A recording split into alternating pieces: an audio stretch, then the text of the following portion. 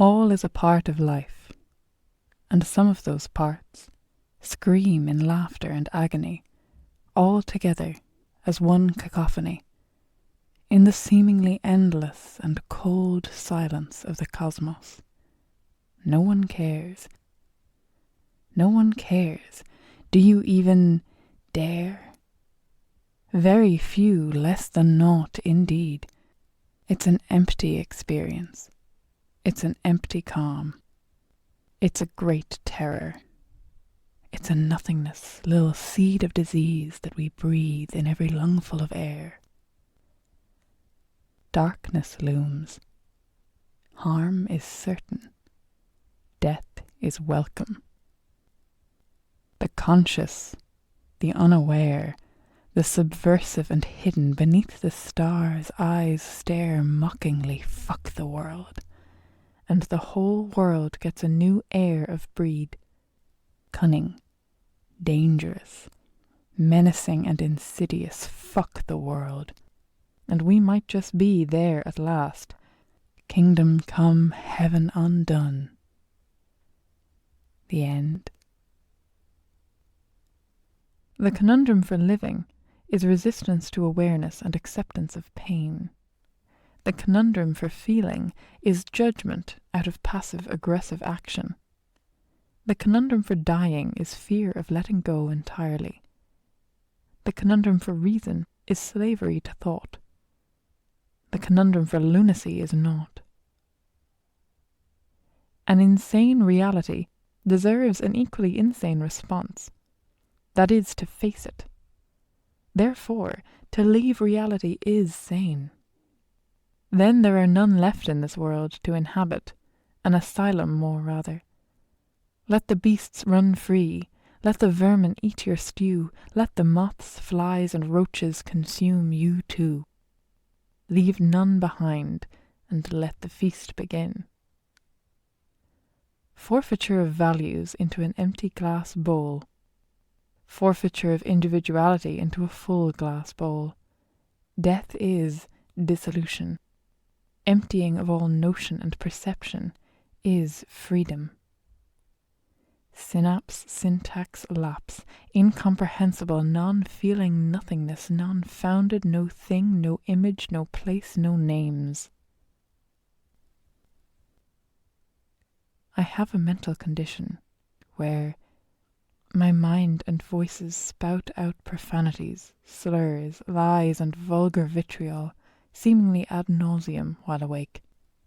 It's the kind of stuff that you wish you could forget. The kind of stuff that makes you want to die.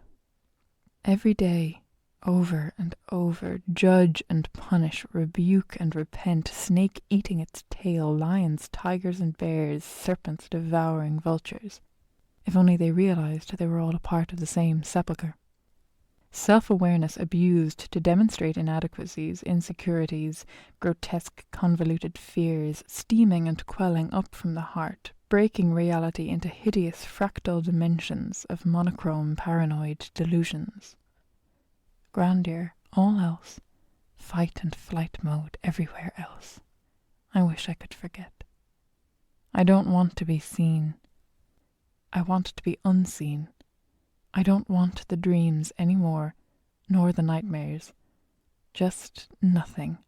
Feeling no more, death and true non-relative silence, peace, everlasting, profound quietus, quintessence of nothingness. They dressed in blood and were covered in open wounds. They hissed and sneered and whirred at high pitches. They turned into a unified black blob mass of spinning teeth and whirling saw mouth. They grabbed me with their stretchy, gigantic arms and pulled me into the maw. Then I woke up. The child adult wants to be the world dead because it's not made for them. The adult wants to be a child again because they made the world. The child does not care because they lack social self-awareness. Exceptions in the modern, civilized world are anomalies. The natural realm of the wilderness disposes of these types regularly. Humanity is vile, another term for compulsive existers, another term of, for the sake of it, woe creators, another term for relief chasers, another term for sadomasochistic psychosociopathic breathers, another term for wanton lust, wan hope dopamine addicts, another term for sacrilegious theological fanatics, another term for pessimistic, optimistic, sanguine, taciturn shitsterns, another term for death, torment, suffering, and light worshippers, another term for autoerotic, melodramatic, deep, fake, hungry, horny, solipsistic, crazed amateurs, another term for saints, fiends, low lives, dead lives, sad lives, and dead wives, knives out, daggers clean, razor sharp, stark, phosphine gas, rubber masks, shattered flasks, mags and ass, dead on the inside, alive on the outside, horror of horrors, masters of torture, fools in drugs, alcohol, and folly, dead on the outside, alive on the inside, nowhere to go, nowhere to run, away for a while, dead for a while, no place left to turn, no map left unburned, no town to call home, dead for a while, alive for a while, dead inside, finally dead. Logic is the way to say fuck you to reality. Fuck all the unwanted pestering of my psychology. Fuck all the people who just want to proclaim loudly from the heart as chainsaws buzzing in my ears. Fuck all the noises and surges in energy. Logic is a way to say no. I don't want it. I don't want your politics. I don't want your religion. I don't want your beliefs. I don't want your ideals. I don't want your social clubs and hierarchies. Fuck off. There is no reason in anything. Assumption is convenient. In trust, faith is required. Whether you can have a sensation of knowing or uncertainty, the reality of feeling is evident. So let go of trying to explain and or proclaim intuitively. First, deconstruct whatever visible, verily without error, to see that which remains is indubitably the truth. This, of course, presumes reduction of apparentness, entails a hidden face, fundamentally dissimilar behind a superficial one. Can you not guarantee illusion any more than a thing itself? Is there a distinction? Is there another? It just is what it is? Or are we just playing semantics, and is there a way to know?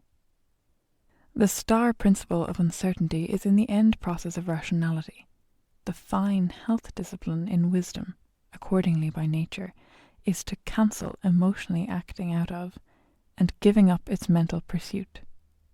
You can't really know, for sure, an independence of observation exists.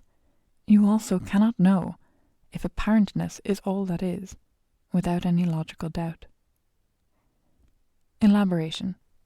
There's no reason to say anything exists, but there's no reason to assume feeling is all that is either, and it doesn't have to be important to you.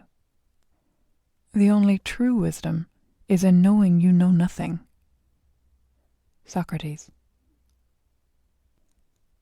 Pain creates desire because it is intrinsically repulsive. It makes us want to flee from it. Without discomfort, there is no motivation to move from your chair and to spread your legs. No motivation to eat when hungry. No motivation to make love without feeling deprived of it. No motivation to talk without being deprived of sharing. In the cases where there is a desired goal with unpleasant steps, there has to be some greater pain of unworthiness, hurt in esteem, other physical and or emotional woes to seek it for remedy, like with working out, masochism, writing a book, eating healthily, etc. So unless one can find no relief in anything, then there is always desire. Pain creates deprivation, for which to chase after replacement. Sit still long enough and it is clear you will want to get up and move, unless there is some greater pain causing you to want death. In essence, pain creates the illusion of pleasure, and without that, no other agenda or sense of mission would exist. There are all sorts of different pains, and all sorts of different reliefs, to be sure. Like with kinetic pressure, from sitting too long, and the blood flow to the numbed or sore areas when changing positions. Like with love, of feeling isolated and the relief of finding a mate. Like with thirst and the relief water brings to hydrate the body for survival. Like with hunger and the relief nutrients bring to revitalize the body. Like with calories and the relief energy brings to give some stimulation. Like with social interaction and the relief it brings to have a sense of purpose in communicating. Like with art and the relief it brings to express emotions, ideas, etc. The list goes on and on. It usually all revolves around tribe and group survival for reproduction and care for the infants and one's collective. These are the base points towards which propulsion points for humans, among all others comparatively superficial and dry. I can admit that from my own values, as a life downer, it is just my own bigotries and prejudice against suffering having no intrinsic reason to it. I can admit I do not like the sound of logic having no place in the universe, because I care about discovering and sharing truths, a sense of purpose, if you will. I can admit that, just because suffering has no reason, and many people wouldn't like the sound of that, doesn't mean insanity, hope, love, masochism, sadism, etc. in perpetuating conscious existence isn't also equally valuable to someone else. I have, however, found very few people who admit the facts this way.